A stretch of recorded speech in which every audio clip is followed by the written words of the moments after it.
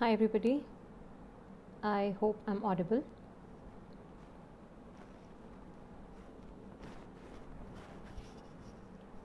We'll wait for some time to see who all are joining.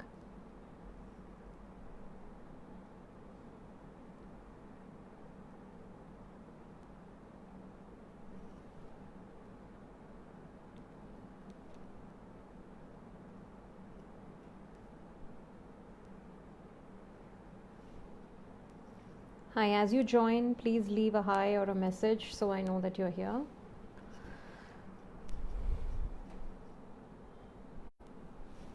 Okay, who has just joined us?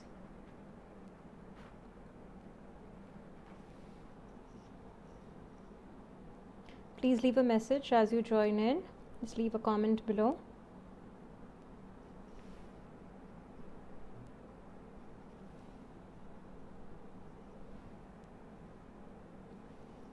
Hi Leela, thanks for being here. Okay, so the purpose of today's live is the reason that I started this impromptu live again is very unfortunate, and it is definitely triggered by the suicide news of Sushant Kumar Singh. And while it is extremely sad and really shocking as well, I think this is not the only death that is happening. This is being spoken about because he was a public figure and he was a very good actor and a very jovial and nice person as well. From his interviews, you can say so. But that's not the only person who has done this. This happens around us in our world every single day in thousands. And India has been actually peaking in the number of suicides being done.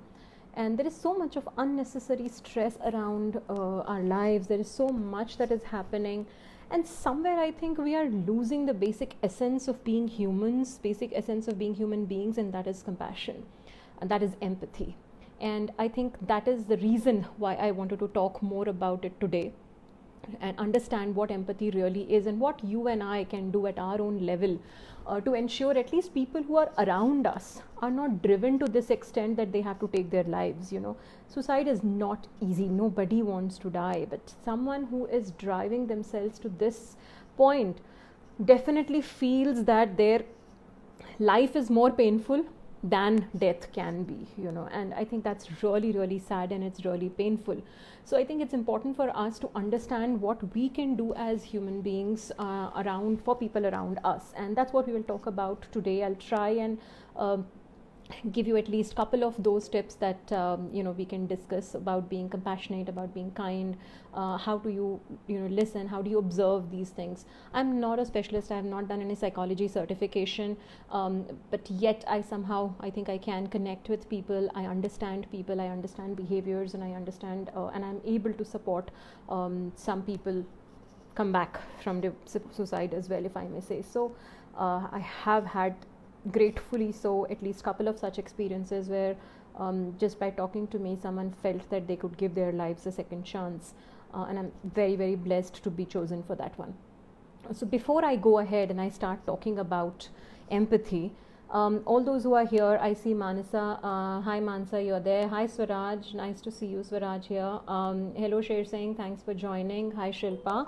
So while you are here, if you can just leave one word of what empathy means to you. What do you understand by empathy?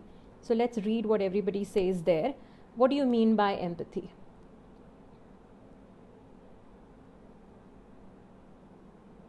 Okay, yeah, hi Mansa. So what do you mean by empathy? It can be your general definition. You don't have to look at a dictionary definition or something like that, but what does empathy mean to you? Anybody? Hi Sonia, thanks for joining. Okay, so because we don't have any comments, I'll just move on from here. Hi Sham, thanks for joining.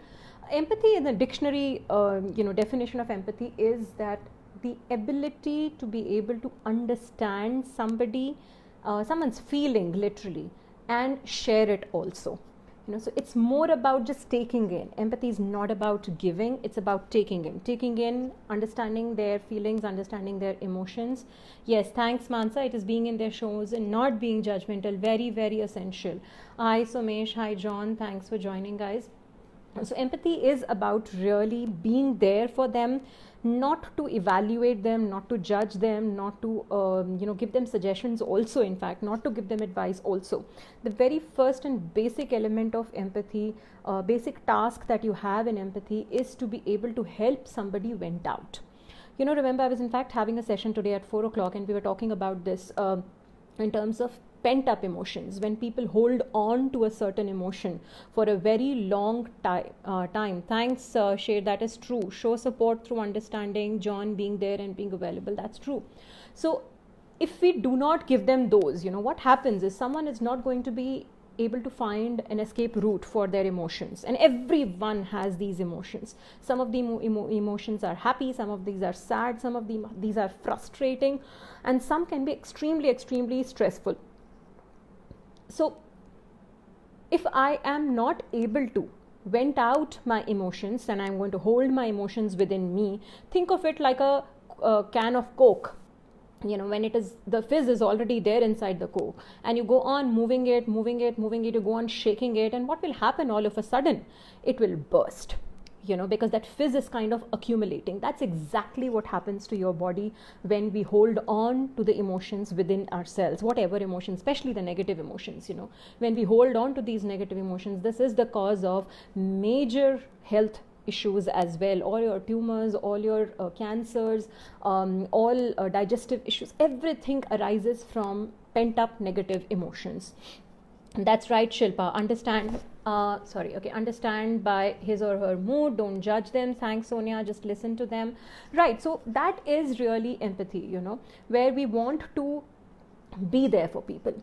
Now, we all understand what empathy is. Then why are we still not able to be it? Why are people like Sushant, and forget about Sushant also for a moment, but people around us, there are so many of us who don't even understand what depression is, who don't even understand the importance of speaking up about mental health. They think they are going to be tagged as mad, or something is wrong with these people. And I think some work has to be done at a very, very ground root level, where we need to stop making fun of these things. Being mad is not funny, and being mentally ill is not funny. It is not funny, let me tell you that. So it is extremely essential for us to really, really be sensitive about the kind of words that we use, even on a regular discussion. Loony, that is not something that we want to use.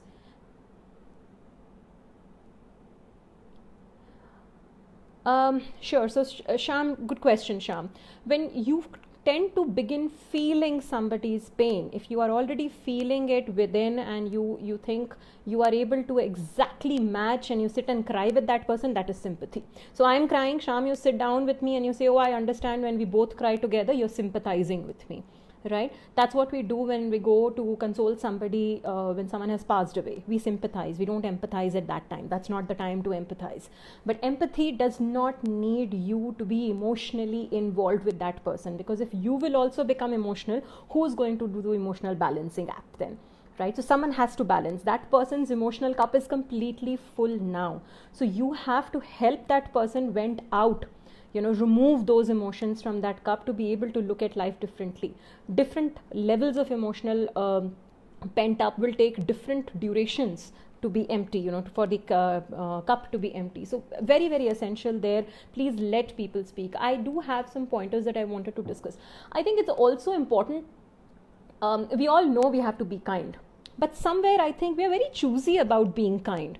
We want to be kind to selective people. We want to be kind to people either who will think good of me, or who will kind of be of some benefit to me, in some manner. Subconsciously, I think we are kinder to people who are around us, who we like in general, for some reason. I would really encourage all of you to learn to be kind without a reason. Learn to be kind without anything attached to it.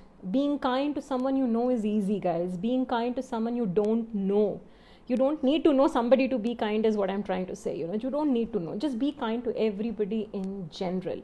Everybody is undergoing a battle, is fighting a battle within them that we do not know. And if I have not walked that path with that person, I have no right to judge them. I have no right to decide whether this person is doing right or wrong, or whether they will be successful or they will fail. I have just no right to do that. As an empathic listener, as an empathic person, my job should only be to listen.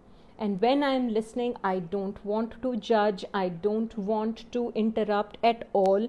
I don't want to even facial expressions. I don't want to be judging with my facial expressions. Oh, okay, sure.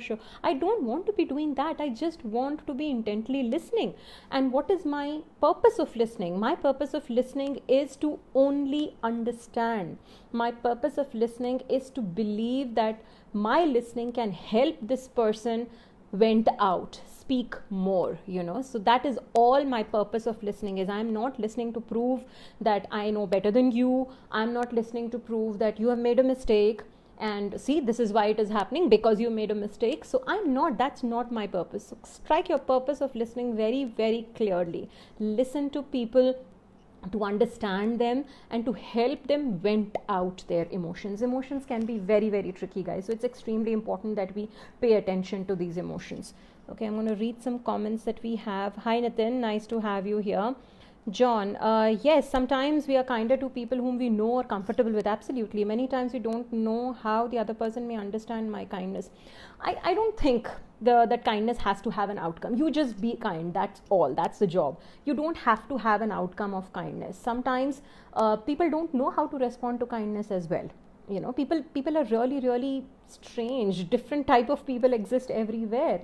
And like I said, because I don't know why that person is behaving in that manner, I have no right to judge someone. Why is this person being angry or arrogant or aggressive? I have no right to judge them because that is not right on my path. I don't know the background. I don't know why they are behaving in that manner. Maybe there is an emotional baggage that they are carrying. Maybe they have had some experiences which is pushing them to become like this, right? So no, I'm not going to judge that person at all. I'm going to be kind for no reason. That's what we are saying. And my request to all of you is to be absolutely, thanks John, listen, hear and understand. Just hear and understand. Yeah, all you will want to communicate back to the person is that you're understanding, not that he's speaking to a wall or he or she is speaking to a wall. You want to tell them that yes, you're understanding what they are saying and you want to hear more and give them that assurance that you're there. And the more people know that they have at least one person in their life who can listen to them without being judgmental. How I wish that we had this one person within families itself. We didn't have to go out, but it is not the case. We don't have this non-judgmental, listening, empathic person within our families. Not all of us have that. And it is not because they don't want to, it is because they don't know. Everyone is operating out of their level of intelligence, out of their level of knowledge. So I should not be deciding why a person is not behaving in a certain manner again, right? So again, one more thing that I wanted to talk about is feedback. We have a tendency of telling people or correcting people when they do something wrong. It grabs our attention. Let's imagine this, you have, you walk into your office or your, building or your apartment building every day, and there is this watchman who very diligently, good morning sir, good evening sir, good afternoon ma'am, he diligently greets you every single time he sees you, right? You do not appreciate that. You don't even respond to it, not because you want to be rude. It's just because either it doesn't matter to you or you are completely lost in your own world and you're not observing it, right? Now, what is this person going to think? This person, after some time, because he or she is not getting any response, need to share feedback when we are empathetic. No. When you're being empathetic, just listen. At that time, only listen. Do not give an advice unless you are asked for an advice. So if the tipping point would be, someone would tell you, hey, for example, when I have these discussions, someone tells me, okay, Namika, I am done. I don't know. I've tried everything and nothing is working. What do you think I can do? what do you think I should be doing? So when they say, what do you think I should be doing, that is when I will start. That is when I will start giving some suggestions here and there, and start with questions rather. I don't want to jump in the, okay, now let me tell you what the solution is. No, again, that person is going to feel very pushed away, and it's going to feel that, oh, you're waiting for this particular moment. No, I was not. I really want to listen to you. So that's very essential. Again, do not give an advice when so do not give advice at all. Wait for people to ask you. Treat your advice and your knowledge, unless people are asking, treat it like gold. Give it to people when they ask for it. Do not give 101. Never give advice without being asked. Also, when you're listening, try and not make it very formal. Try and make it very casual. Try and make it very personal for people. Let people feel that you're not trying to do a job, by finishing to listen to them. Don't have like a cheat sheet or something like that where you're making notes what they're saying. That's not listening. It may work in a corporate world. It doesn't work in the real world. Let me tell you that. So do not do that. Apart from being around, being an empathic listener and really being there for people, there are some other things that you can do on a regular basis to create a little more positivity around. So like I was saying, going back to that watchman experience or that security guard's example, let's say if I don't go and tell him ever that, hey, you're doing a good job, I really like the way you greet everybody who's coming and going out of this building every single day, I really appreciate that. If I do not do this even once, after a certain period of time, and everybody has their own thresholds, after a certain period of time, that person is going to think, okay, what I'm doing is actually does not matter to anybody, so I might as well just stop doing it. Okay, and that I have stopped somebody from doing a positive action. Subconsciously, by chance, unknowingly, I have stopped someone from doing a positive action. So what's the way out? What should I be doing then? Every time you watch somebody doing something positive, every time you watch someone being kind, being helpful, being nice to people, or doing something out of the way, pause for a few seconds, thank them. Be grateful. Tell them they are doing a good job. That little bit of affirmation will go a long way in telling people that they are on the right path, that they are doing the right thing. Now, let's come back to Sushant's unfortunate example, if I may say. Today, so many people are talking about how brilliant he was as an actor, how beautiful his films are, he would have done great, gone too soon and all that. And we did the same thing during Irfan Khan. We did the same thing during Rishi Kapoor's demise, and we have done that every demise. You look at the people who you are losing around you also. When these people pass away, that is when we sit down and we talk about their memories. Why can't we talk about all those good things that these people were doing while they were alive? Imagine how positive and how pumped up it would have made them. It would have really, really brought that motivation back into their lives and maybe saved their life. Maybe they chose against, committing a suicide, for example, in Sushant's case, right? So do not wait for something wrong to happen or for them to either go away or for you to lose something to value what you have. Just ensure that without any reason, praise people. You don't need occasions to praise people. Be kinder. Look at social media. I mean, seriously, we are we are so quick at judging people. We are so quick at passing on judgments and comments and, oh, you are dressed up like this or you're doing this and all. But there is also so much of positivity around, for no reason. People just praise. You post one picture and bam, there are so many likes, there are so many loves and all that stuff. Do that. It may sound very superficial, but it may actually make someone's day. You don't know.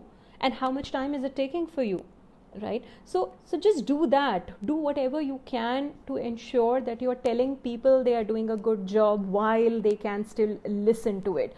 Don't write it on their tombstone. They won't be able to see it, guys. We don't know. We don't know if they can listen to us after they are gone. We don't know if they can see us after they are gone. We don't know all that, right? There's no proof on all those stuff, and I'm not going on that path. So do it today while people are around you, whether it is your children, whether it is your spouses, your friends, your family members. Just do it. Message somebody for no reason. Do that today for me. Starting today, maybe every single day, pick up one person, spend like 2 minutes and just speak to that person and say, hey, how are you doing? Just wanted to check in. With all this going around, are you keeping fine? How are things with you? How are you taking it? Think about those so many businessmen who are losing, on, let's say, the travel industry, the hotel industry. They are losing so terribly. People are losing jobs. I just heard yesterday one of the bigger hotels here near my place, they have 600 employees and they have decided to come back to only 100 employees. Imagine the 500 employees who are going to lose their jobs. They can be one of the people I know. So I need to really connect with these people and find out how they are doing. I may or may not be able to help them beyond that, but at least I should speak to them, right? And that is extremely essential. Speak to people. Absolutely, share. If we could appreciate the good, the good things that they have done while they are alive, we could have saved them. It's so important. It is so important to stop focusing on what wrong things people have done. People, remember, when you see that someone is behaving differently, you do not align to that, you do not understand, why someone is behaving in that manner. If you don't understand that, please tell yourself, this person is operating from his or her level of knowledge, his or her level of intelligence. So let it be. You don't have to react around it, right? Sham, there was no personal connection with him, no direct connection, but I'm feeling bad. There were deaths when people walked to reach their home during Curate, but my heart was wrong. Great, good question, Sham. And I think I felt that kind of a connection when Irfan passed away. I think it is beyond explanation on why you feel for one person's death and why you don't feel so much for another person's death. I think it is more to do with how you have connected with that person prior to that person losing or going away, how that person's absence impacts you. Probably if I have to talk about a public figure death that impacted me the most is Sridevi, if I can give you an example. And there is a reason to that, because I have grown up with Sridevi. There have been times in my childhood when I've been completely alone. I had nobody to speak to. I was going through very, very tough, phase of my life. And I would just close the doors and I would dance on Sridevi's songs and cry while I'm dancing. So that's my connection with Sridevi. And that is why when I lost her, it took me really long time to come to terms with that loss. And it was like a personal loss. So it is about how have you connected with them before. That is why you will feel that connection more after you have, after you've lost them. Few shops closed within 200 meters length of the road near my home. I was sharing that with my wife and was sharing the financial situation. Absolutely, it is really bad. Really, really bad. All these laborers, all these maids who are going back to their villages, they are short-sighted. Poor guys, they are living out of their earn every day and they spend every day. So they are very short-sighted. And they are not thinking about a year beyond or even 2-3 months beyond. They are looking at today. And because they did not get their food, they did not get their basic necessities catered to in the way they wanted it, where they were, they had to go back. They had to go back to their villages where they thought they will at least have food to eat. But after some time, they're going to struggle again. And it's already begun. Look at the news. It's already begun. They're going to struggle again to find jobs. In fact, today morning, I was looking at it at a news. Someone who has been an English teacher for 30 years. And because this person lost his job due to layoffs due to COVID-19, he was now being kind of serving as a labor on the roadside. I'm not trying to say that any job is big or small, but it definitely hits a person. You've lost you've dedicated your entire life. 30 years is a big time to being a teacher. And what are you now doing is you're going up and lifting mud from the road. So yeah, couple of suggestions that I have for you all. Quick check on the time. Okay, so we have good 30 minutes. So a couple of suggestions that I have. When you are around, and this is especially for people, I'll do more talking about teenagers and how and why it is important to observe them more. Women also can get extremely depressive very quickly. They can get depressive because the hormonal changes are acute with women and teenagers both. So be more observant with these people around you. Be very careful. I'm not saying that no men are not men do not get depressive, or they do not get sad, or they do not get suicidal. No, that's not the truth. We obviously have, but be observant. What you can do, people around you, at least people around you, be very observant. Okay, avoid having only superficial relationships, only superficial connections. Say how are you, do good and all that stuff. At least few people, even if 2-3 people around you in your life you're able to save, I think that's a great job done. So be more observant. Observe the slightest of signs in any change in behavior that you may observe. Maybe someone who has normally been very bubbly becomes very silent, or vice versa. That can happen. Or maybe you will find somebody kind of begins to cry for no reason. Someone would just say that I'm not feeling good. When you ask them a reason why, they don't know. So these are signs that they are dipping into depression. When people are not able to pinpoint a reason for their sorrow, they are on the path of depression. They don't know why they are sad. They don't know why they are feeling so low. And you cannot question them. That's a very stupid question to ask, but why are you depressed? What happened in your life for you to be depressed? You don't know the reason, and that is why you get depressed. So don't ask them that question at all. Another thing is, I had some stuff here. Okay. Yeah. And when you're connecting with these people, when you're being observant with these people, also be around, observe them very closely. Watch them, behavioral changes. You will see probably people start eating more or eating less. Those are also some telltale signs. Talk to them more. Another thing I think very essential is positivity. A normal response when someone is feeling sad, someone is feeling low, what do we tend to tell people? Hey, it's okay, be positive, don't be so sad, don't be so negative, be positive, have a positive attitude in life, look at the positive side. Now, just because you're telling me that I should be more positive doesn't mean that I have a switch that I will switch on and I'll say, okay, positive switch on now, and I'll suddenly start thinking positively. It does not work that way. So when someone is really low, thinking negatively, please do not ask them to start thinking positively. Again, going back to empathic listening, listen to them first, help them understand why they are feeling the way they are feeling. The basis of being able to manage my emotions is to be able to know, why do I behave in a certain manner at certain times? What are the triggers? What behaviors is it? What are the triggers? Is it someone's behavior? Is it a change in the weather? Is it change in my food intake? Is it change in my hormones? What are those reasons that cause these changes in my emotions? Being aware of that. So when I'm aware of this, I will be more watchful. I'll be more careful about how do I handle these then. Right? So that is extremely important. So first we discussed, please, empathic listening, no judgment, no giving advice unless asked for. Second, don't push positivity. Positivity cannot be pushed. It will be slowly attained, and only the person who wants to be will be able to do it. You cannot push it to people. Okay, there will be a point where someone will start thinking other ways, but it's a long process, so do not push positivity. Okay, John, if I know the reason, I would know a solution too. Why would I get even depressed? The worst is to ask someone why they're depressed. Absolutely, it is worse to ask someone depressed.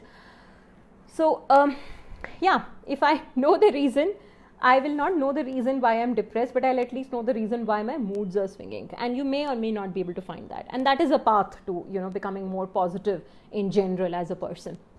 Being able to be aware, and we'll talk more about awareness in another video.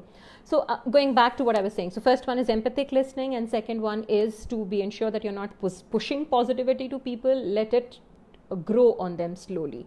Be patient. Be persistent. Do not give up very quickly. It will take time. It will take a lot of your patience. They may be very aggressive towards you. They may be very rude towards you. People will try to build walls. People will try to cut you off from their lives. But if these people matter to you, please do not leave their side. Be by their side. One biggest telltale of depression is that people will start getting aloof. They don't want to connect with anybody. They don't want to go out. They don't want to meet people. They will sleep more probably. They will like to be on their own. If you call them, they won't answer calls, but they may sometimes once in a while respond to a message. So these are some signs, not always, but these are some signs that the person is probably, slipping into depression. Depressions are also different types. There are clinical depressions and there are non-clinical depressions also. So they are also of different types, and so don't judge them on that as well. We are not experts there. The doctors should decide that. Third thing, so we spoke about empathy, we spoke about positivity. Now what else can I do individually to people around me? When we have anyone, for that matter, going through a certain phase, going through feeling sad or feeling mad, feeling angry, anything, help them identify an escape route. Every emotion needs an escape route. Everyone needs to vent out an emotion. It can be a happy emotion, it can be a sad emotion, it can be a frustrated emotion, it can be tired, but everybody needs to be able to vent it out, throw it out of your system. Do not let your people keep their emotions within them. It's extremely, extremely essential, believe me, because that is the cause of the biggest cause of all the problems in my knowledge. So help people vent it out, and you can help them by communicating, by listening empathically, by not judging them. If I come to you with a problem of mine and I'm talking about my problem, and you start judging me, or you start evaluating how I'm behaving, or you tag me as a certain person, I am going to be very, very skeptical of coming back to you and talking to you again on that topic, right? So any sort of judgment is going to push me away into my shell. So be open. The more I see that you're not judging me, the more I will open up, right? So be someone's escape route, or help someone find an escape route. It can be a form of exercise, it can be writing, it can be watching something nice on the television, it can be listening to music, it can be just talking to people. Everybody can find an escape route, but each one of us should own finding our own escape routes. And if I am so emotionally distressed that I'm not able to find my escape route, then someone who loves me should help me find that escape route. That's the role that we all can play in each other's lives, in the lives of people around us. John, where I come from, we were taught that venting out will help someone to empty their emotions and will make them well. That's exactly what I'm saying, that you should help people vent out, but don't judge them and don't interrupt them while they are doing so. So be that, let your shoulders get wet. It's okay. Let them cry on your shoulders. You can go and wash your clothes later. So no problem on that, right? So those are some pointers that I really had. We do have some time left. If any of you have any questions, I can talk more about this, but I really, really wanted to talk more about the need of being kind, of being compassionate, and of being empathetic towards one another for no rhyme or reason. Don't find a reason to be kind to somebody. Just be kind. That's the most critical piece, I think. And don't let others' emotions impact you. Sometimes when you hear so much of negative emotions or pain in someone, you can tend to, as a sponge, you may tend to grasp that particular emotion as well and keep it in you and feel very bad about it. Pressure cooker needs the pressure to be vented for us to enjoy the cooked food, and that, so enjoy the relationship, let us be vented. Yes, absolutely, that is true. Yoga, exercise, walking works for me when I feel low. Absolutely. So I think that's a good point, Soni. So may I request everyone who's there right now. Hi Sunana, nice to see you here. So everyone on who's watching me right now, may I request you to drop a quick message or a comment with a word or a sentence on what do you do to manage your stress or to manage your emotions. What is your escape route? So what is your emotional escape route? So let's start writing. Mansa, what is this question related with? How to deal with it? How to deal with what?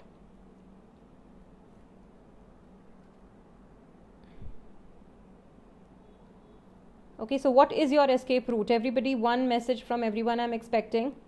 What is your escape route? We all require at least one escape route for that fizz, like I gave in the example of the Coca-Cola bottle or the thumbs up or whatever fizz drink that you want to imagine. So it's important for us to let it out. So John says reading something or watching some movies is your escape route. Very good, very good. And you feel lighter after that. After you have done that activity, you should feel lighter, as if you have opened the cap of the thumbs up and you've let out the fizz. That's the feeling. It kind of settles down. So that emotion should settle down. I get emotional when others share their stories. Sure, Mansa. So that's another skill, I would say. It is called detached attachment.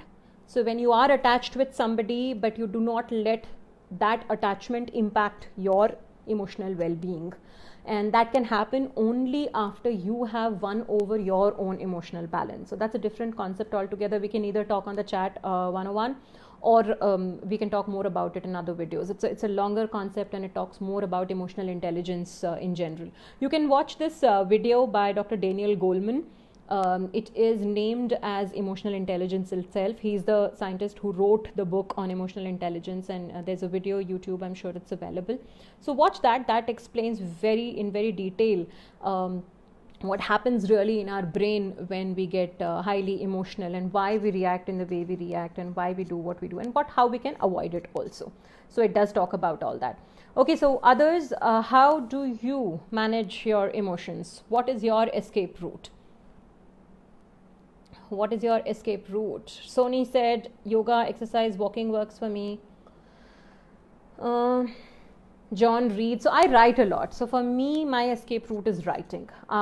Every time I write, the work that I'm doing, this is my escape route. Whatever stress I may have, everybody has stress. We all need to know how to reduce that and how to handle it and not let it overtake us, right? John sleeps too. Yeah, everybody sleeps, John, not just you. Everybody sleeps. But yeah, okay, when you're stressed, you kind of let it calm down by sleeping in bed. Okay, good. That's a good technique also. Others, what are your escape routes? I do have around 5-6 people who are watching according to this right now.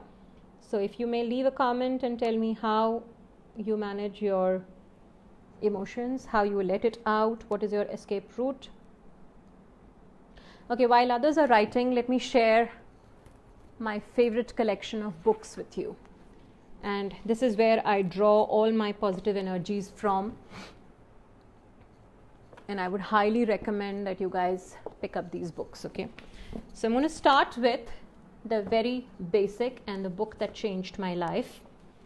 This is the book that changed my life. Shilpa likes writing and drawing. Beautiful. Manasa, I go out or spend time with my loved ones to get out of the stress. Very beautiful. So this is the book that changed my life. It's called The Man's Search for Meaning. Like you can read. It is written by Dr. Viktor Frankl. He is one of the survivors from the Nazi death camp, and this book is a very emotionally draining book, but it actually tells you if he can do it, you can do it. You are definitely in a better position today, and if he can survive that kind of a situation, then I think I can do better as well. So that's where this is the book that transformed my life.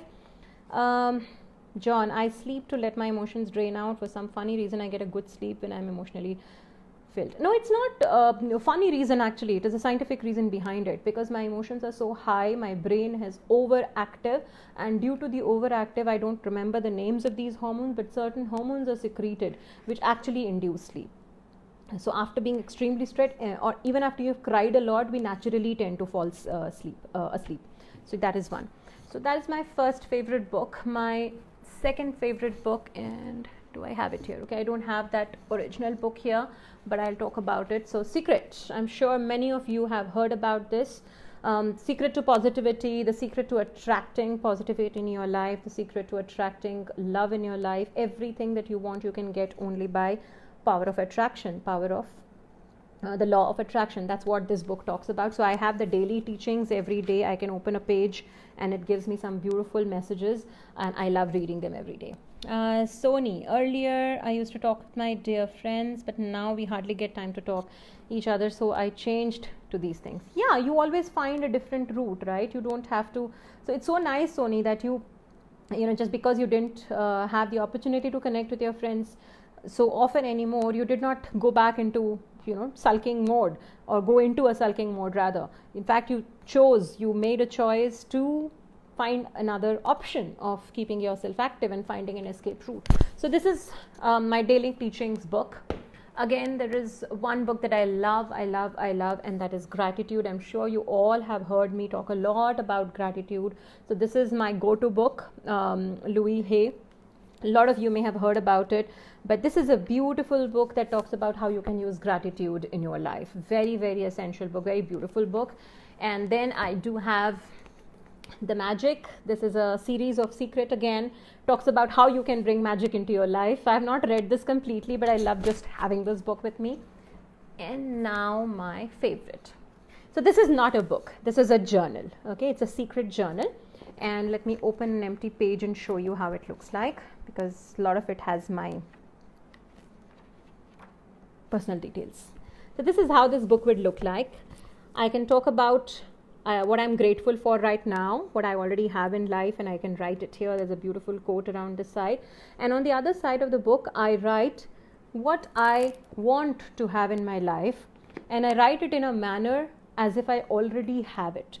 So I write that I'm grateful for example, losing weight. That's one ambition I've never been able to achieve so far. So let's say losing weight. So I write there that I want to, or I'm grateful that I have lost so and so number of kgs by so and so date, and all that stuff. And you persistently do that, and you do that with so much of intention, with so much that every molecule of your body actually believes that it is true, and slowly, sooner or later, it does come true. And my favorite activity is to go back once in a while and open my gratitude pages, my old pages, and I will tick mark what are the right side ones, what are the right side gratitudes that I had written that they will come true someday, that I'm already grateful for, and I tick mark that this is done, this is done, this is done. So that's one of my favorite exercises, and it brings in a lot of positivity as well. Non-fiction. See, reading is a hobby, right? You can always read, and I think to be able to learn, to be able to connect, everybody will find their own ways. You don't always have to read. Nowadays you have Audible, Amazon Audible, so you can listen to books as well. If you're not a great reader, you don't like reading too much, you can look at videos, you can talk to people. There's so much to learn otherwise, right? So that's pretty much that I had for today's live. Before we close, before we finish the live, any other questions that I may answer for you?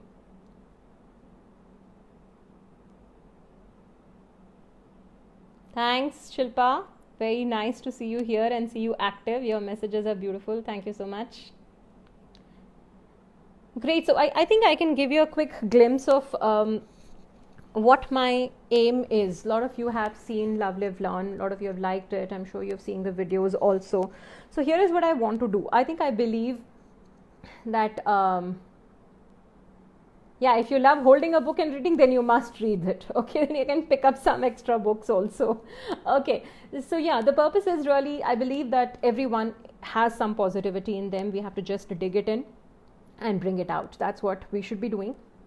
Second, I also believe that everyone, like in this case, we are speaking about, everyone needs a listening ear. Everyone needs someone who you can reach out to, who they can reach out to, someone they can speak to without being judged and without being bombarded with suggestions and unsolicited advices.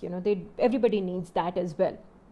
So my purpose in life has been pretty much of service throughout. I have been running the Making a Difference NGO for the last 9 years now, and that is more oriented towards helping the needy and serving the poor. But this initiative that I wanted, Love, Live, Learn, is more about spreading positivity, making people more compassionate and kind, and using love as your only weapon ever. And that is what I'm trying to do through Love, Live, Learn. So I hope I'm able to achieve that. Do help me spread the word. Subscribe to the YouTube channel, subscribe or like the page, go to Instagram if you are there, and spread the word. Let more and more people know about it. The more people we reach, the more people will learn more about positivity, about compassion, and I think we can slowly, one step at a time, we can make a better world. That's my belief, and I truly believe in that.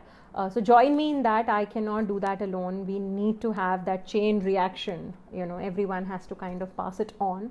So pass it on. Keep loving, be compassionate, be kind, be an empathic listener.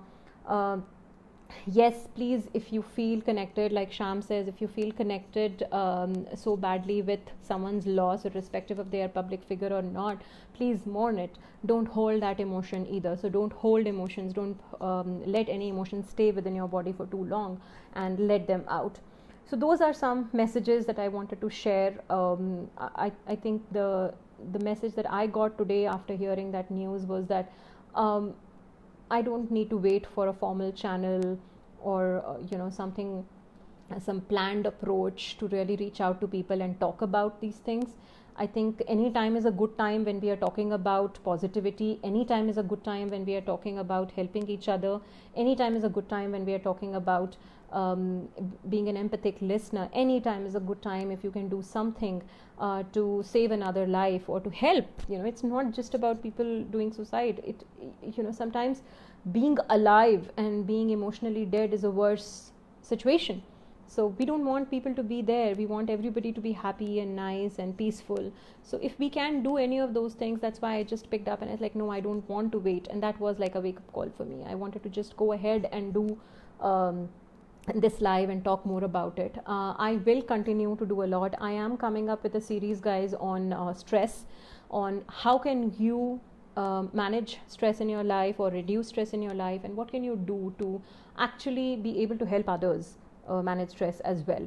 So those are some things that I'm working on right now. I'm writing about it right now, and then I will probably make a video around it also. Do watch my videos on YouTube. You will find videos on choice, you will find videos on gratitude. I've done a recent video on relationships, so do watch that one. I think it's a pretty powerful one in terms of how you can use gratitude in your relationships to improve it. And I am also beginning to work a little bit about adulting. How do you help young adults to feel more confident, to not get very angry. They are struggling. I talk to so many of these young adults, and they're kind of finding it very difficult to find their ground into this adult world. So about them, or some tips that I do write about parenting as well. So I'll keep doing that, and please keep spreading the good vibes. Please keep spreading positivity. Love is the only answer. There is no other answer to anything whatsoever. Love, kindness, compassion, positivity, that's all that you need in your life to lead a good life. Help others imbibe these as well in whatever ways you can. Thanks, John. Always tell my friends, young people whom I know, to call me whenever they feel they need me. Absolutely. Being there is all we can do, and at least we should do that, I feel. Hi Murli, nice to see you here. Thanks for joining. So that is what I had for today. I know we are closing it 15 minutes early, but I think there's no point in just running the live when we have served the purpose of the discussion. We will do more of these. Do write to me on what are the topics do you want me to talk about or write about, and I will keep working on it in service of love always, right? Thank you so much, guys. Have a wonderful Sunday. Stay blessed, stay calm. Please don't get too worked up. Sham, please don't get worked up. Stay calm. When you are calm, you're able to decide better, you're able to think better. So stay calm, go slow. Don't jump into any conclusions, don't jump into any actions at all. So take time for everything. All right, thank you for joining me. Great gratitude. I will never be able to achieve what I'm trying to achieve through this life, in this life, if I don't have people like you who can pass it on. So please do pass it on. Love, live and learn.